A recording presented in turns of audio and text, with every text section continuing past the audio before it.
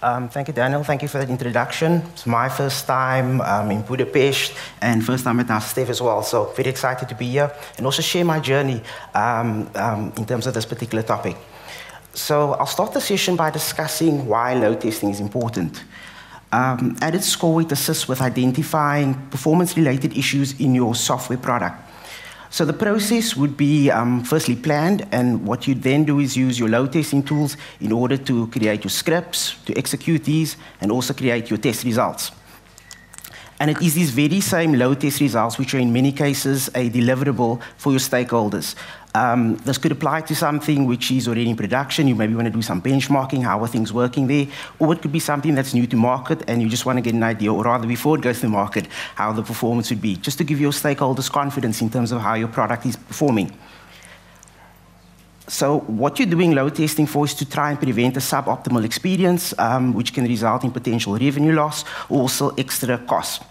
Revenue loss perspective could be somebody, because you have performance issues, they're having issues signing up, your existing customers might drop off, or if you're on an e-commerce website, you're just dropping off and not completing that purchase.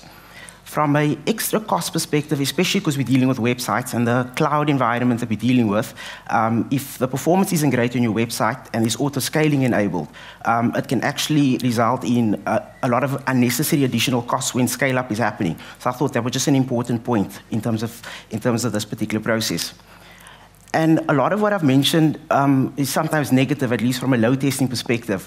But what the findings do, they do present an opportunity to obviously improve your product, delight your customers, retain your customers, and get additional ones as well. So there should be a level of confidence as well in terms of the process. Coming to the title. So what is a user journey?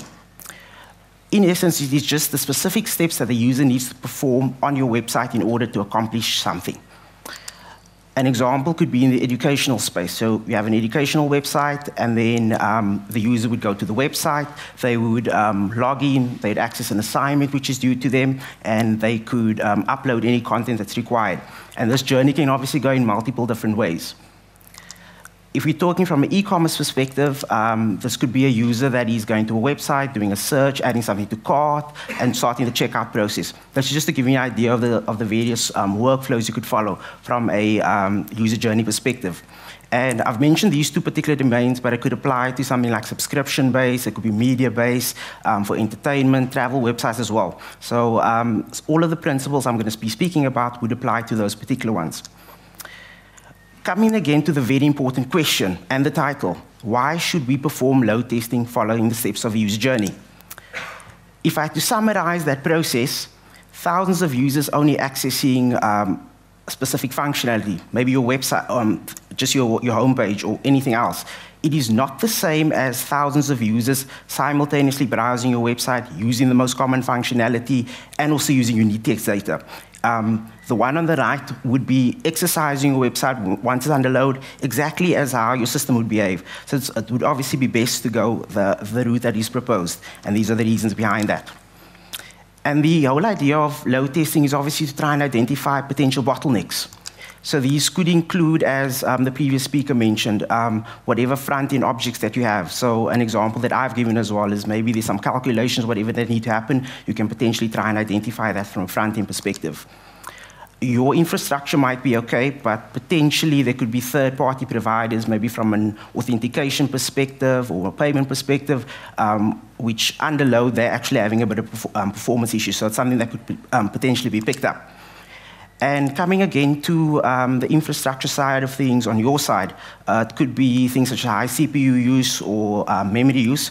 I've picked it up as well when I've done load testing. What happens when that occurs is that your requests or your responses at least take quite a bit of time. And also from a database perspective, you can also potentially have things such as locks or slow queries. So while you're doing your load testing as well, very important, whatever period that is over, just make sure whatever monitoring is there, you can kind of correlate the results, and that will also try and pinpoint what the problem is as well, and you can try and fix that going ahead. Moving on to the test creation process. the idea would be when you're dealing with the user journey, try and browse as a normal user would. So you're going to include pauses, try and be as natural. They're going to be consuming content. It's not the same like you're dealing with test automation where you want to run the test as soon as possible. The big value is coming in terms of the amount of load that you're generating. Also, where you're dealing from a test automation perspective, you want to get as much coverage as you can. Just try and deal with whatever the most common functionality is. So at least you're touching on every single aspect. So there's also a big difference. And also from a test data perspective, try and anticipate how much data you're going to need for whatever run you're going to have. Something you're trying to prevent is where your data gets stale, the server's actually caching the information, so it's not actually going to be representative of the thousands or tens of thousands of users accessing the website, so you just want to take that into account as well. To try and assist you in this particular process, there is fortunately recording tools available. So the one that I got on screen over here is something from JMeter, where it effectively just functions as a proxy. So you can easily go browse, do your steps, and whatever the case may be, and it will capture all the information in a nice format for you. So that's something also just to make your life easier when you're using that particular tool. If you're using maybe something else, just go into your developer tools in whatever browser you're using, getting the requests from there, and then just capturing the tool. That's also something that you can do in order to create your scenarios. Just something as well, especially when you're dealing from a unauthenticated perspective. This is, I think, some of the guys in the audience might be familiar with this website. So every time you go to a website unauthenticated, there is a unique cookie that is generated. I think it's highlighted over there. So what that does, so very important when you're doing your load tests in that particular space is make sure this is captured, and as you're running through your various user journey tests, make sure that this is persisting, because then it's not things that are done in isolation. You are actually replicating a user going through all of those steps. So I thought that's just an important aspect just to point out as well. Coming to the infrastructure side of things, so I've put together just a diagram. I do apologize to the more technical in the audience here, but this is a horrible oversimplification, but it's just for the purposes of the talk and how we're going to differentiate your front end as well as your back end. So the front end here is a browser, could be a mobile app as well, and that's going to communicate via APIs to your back end. For the purpose of the discussion, just the web server as well as the database. And if we had to compare the load testing the performance of your backend, so as mentioned, it's targeting the backend side of things. You can use your API test to target specific components. So there isn't a big need to have a fully integrated, fully built up environment in order to do your testing. And also a very important aspect, it is less resource intensive to generate high amounts of traffic. So that is also, so that would be the preferred route, especially when you want to generate tens of thousands or hundreds of thousands of users. It is the best approach to do. However, as great as it sounds, it is not the best, or rather it doesn't cover things from the user experience perspective or the front end. You're dealing with things on a protocol level, so that aspect is kind of ignored. So it is important to also include the front end perspective, as the previous speaker mentioned. And coming to that, as I mentioned, from so it does verify the user experience and how things work on your web page. However, the big caveat when it comes to front-end load testing is the huge costs which are involved with scaling up when you're dealing with tens or hundreds of thousands of users. So I've taken a screenshot from a tool that I've used in previous years. It's BlazeMeter, which integrates with JMeter. And I think the image over here just illustrates that very nicely. So if you want to do one load test and it's an API test, it will consume, with the subscription you're using, one virtual user. You want to do the same test, but you want to do a front-end GUI test, it consumes 100.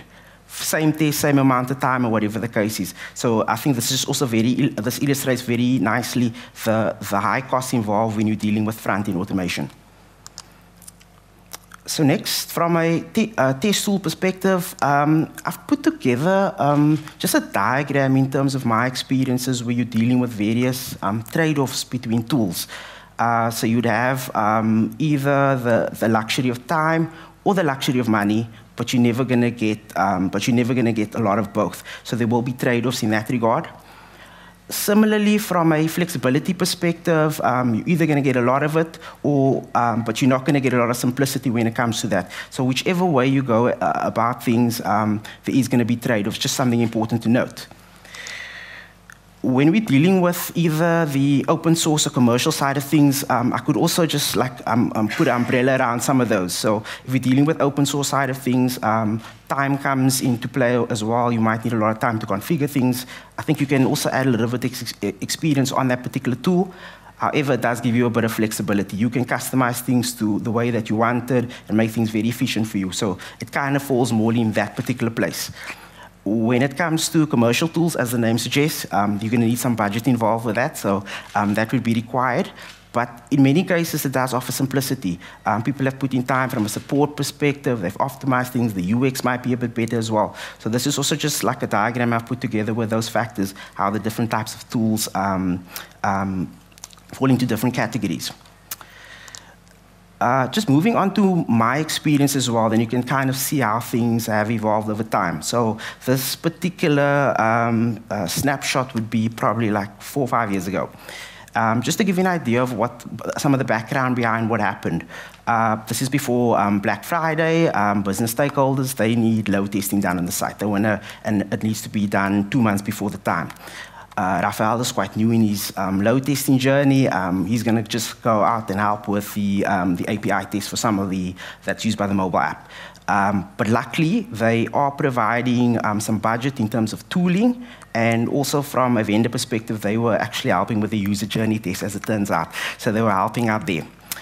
From a flexibility perspective, which there was very little of, we were kind of limited to only 3 runs that we could do. So it needed to be, planned properly and all those other things. So that's why it fell in that category. But from a simplicity perspective, it was in JMeter. We could create the scripts, we could upload it to BlazeMeter, and we could do things there, work very nicely. So that's kind of, the challenges we had and how we went about our test tool selection. A couple of years later, things have changed, and you see this particular one is very different. Load testing was planned early on in the year, went more the open source side of things, which is why that particular area was there. And it also gave us flexibility to customize things how we wanted, which was a great thing. The money aspect of things, I've just put it a little bit in there because there is still some time and effort that goes into that, but there was very little of that.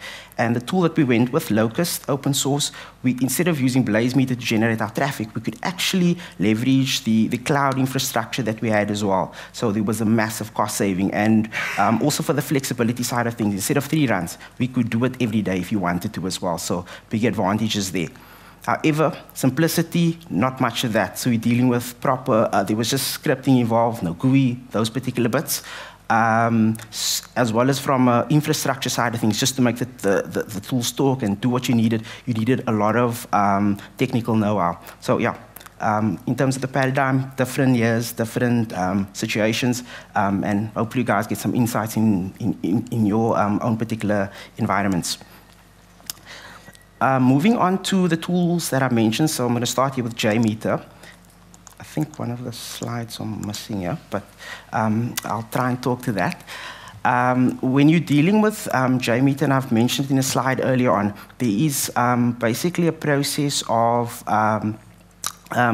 using the GUI to actually create your tests. However, when you are executing your tests, and this applies to many other tools as well, just make sure that you execute your tests in non-GUI mode. In other words, when you're generating your traffic, there is some overhead which is placed on that actual machine. So it's just something important to note in that regard.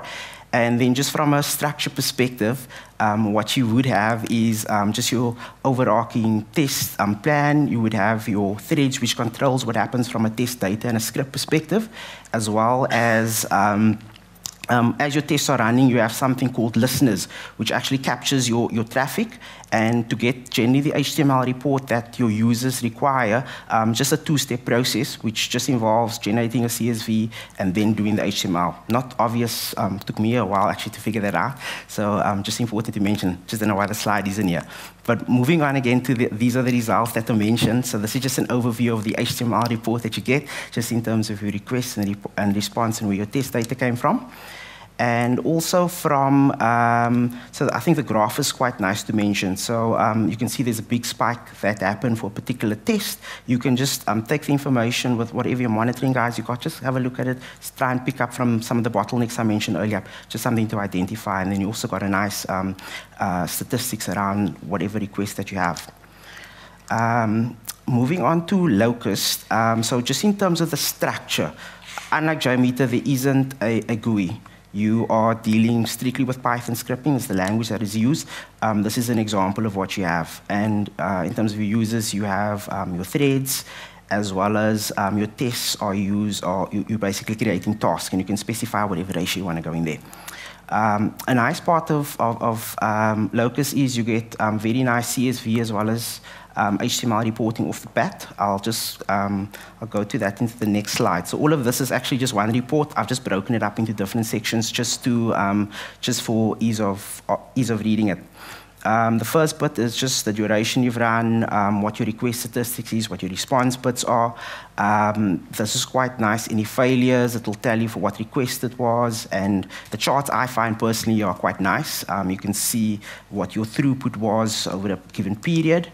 And yeah, another thing is around the response time. So also in terms of just communicating to your stakeholders, maybe upfront they said something shouldn't take more than 30 seconds as an example. If we're looking at the example on screen here, it took more than 60 seconds. So there's obviously problems that are picked up. So whenever you, in terms of the requirements your stakeholders have given you can clearly tell them, look, we didn't meet it. We're actually quite far from there. So just also very important to communicate to your stakeholders. And there's also, in terms of your users, you can just see what the throughput is there as well. That's included as part of the default reporting, so I find that quite nice. And then just to wrap up things from what we've discussed, I cannot emphasize it enough. Proper preparation is needed whenever you are going to be starting your load testing process. So you need to factor things such as what environments you're going to use. Do you have enough test data? Do you need to brush up on the skills if you haven't been doing it in a while? Do you have all of your stakeholders? Just to mention some of the things. Not planning for the process properly, it's either going to result in issues when you have like a limited time to do it, or you're not getting as much value as you could potentially get out of it. So cannot emphasize that enough. If there was one tool that I would recommend to the audience here, it would be JMeter. Most popular tool, but also learning curve is quite easy compared to others, and the ecosystem that they have is quite huge. So definitely when you're starting out your load testing journey, it's something just to consider. From a commercial tool perspective, I'd say there isn't really shame in going that particular route. So if there's a need that comes up, you maybe don't have the skill or the knowledge internally, get a vendor, get a tool involved there, and get the results available to your stakeholders. What it does is it does establish the need for having that competency available and obviously getting a bit of budget behind things. So if you want to potentially go down the line using either commercial or open source tools, there will be some funds available. So it's just important also to consider. And lastly, if you are a little bit more mature in your load testing journey or you have good technical skills, I definitely think Locust is something to recommend, particularly because the tool is a lot more lightweight. You can generate a lot more traffic versus JMeter. I'd say that would be a good thing. And just also the integration with, say you have a cloud provider, it could be Amazon, Google, Microsoft, that can actually be leveraged to generate your traffic. And you can have significant cost savings. But again, it just depends where you are in the journey for you to also realize those benefits. And firstly, also, thank you very much for attending my session. It's my first time speaking in front of a big stage. And yeah, any time for questions. Yes, we have a few, but the first you already answered. That was, what tool do you recommend for load testing user journey? If there was only one, yes. Yeah, the JMeter, I guess. Yes. Okay. Are you collecting data of user behavior from the production environment to optimize load testing?